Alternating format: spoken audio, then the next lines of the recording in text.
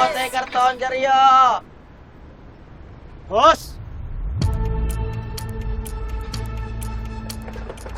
Boss! Bakal bote karton, Jaryo! Boss! Tingin ako ha. Oh. Binibenta niyo to, boss? Ako, bili namin. Kano? 200 po. 100? 150. Okay lang. 150 na lang. Sige na. Para hindi ka na maglakad papuntang junk shop. Kaya ang pera. Ano mo ba yan? Basta magtiwala ka na ng 50 pesos lang. Kaya pera. Ito, sakto. Magwenta. Ikaw.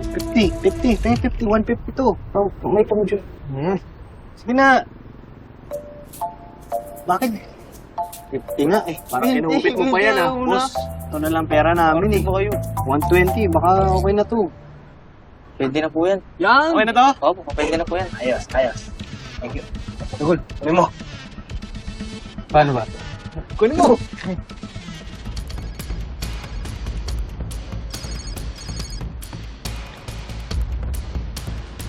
O, Rendon.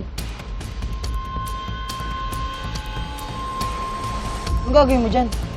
Manood ka na lang nang matuto ka. Uy!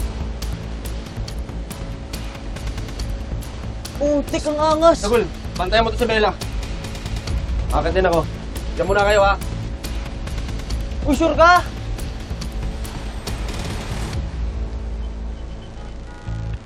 Di kaya. Ikaw na, Tagul, ako nagbabantay kay Bella. Ako lookout dito. Ikaw na dun. Lusa mo!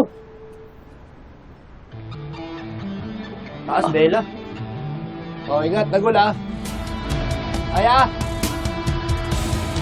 Lookout muna tayo dito, Bella ha. Akala ko nga, atras si Mayor Sikat eh. Kumukontra kasi yung kapatid niya. That woman is a pain in the neck. Ano nangyari? Ayos na. Pinanindigan na niya yung desisyon niya. Anong ginagawa niya dito?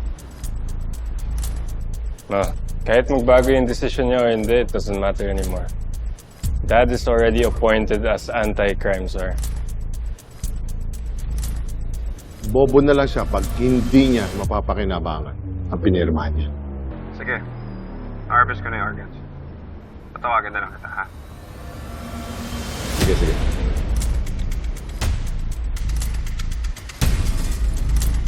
Tama kasi inala mo, Kidlat. Galing mo talaga, Bella! Galing mo daw, Bella. Pero hindi pa rin natin alam kung anong ginagawa niya dito. Ano? Positive! Andito si Dr. K. Nene, kapag nakababa ka dito, you have to run as fast as you can. Kahit ano pa ang marinig mo, huwag kang titigil. What's important is that you're safe, Nene. I need you to be brave, okay?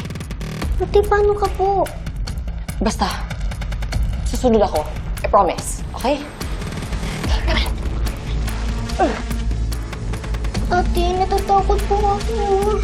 Nene, you'll be okay. I promise. Bilisan na natin to. Di pa po! Sobrang dumi po dito! Ang baho! Bilisan niyo!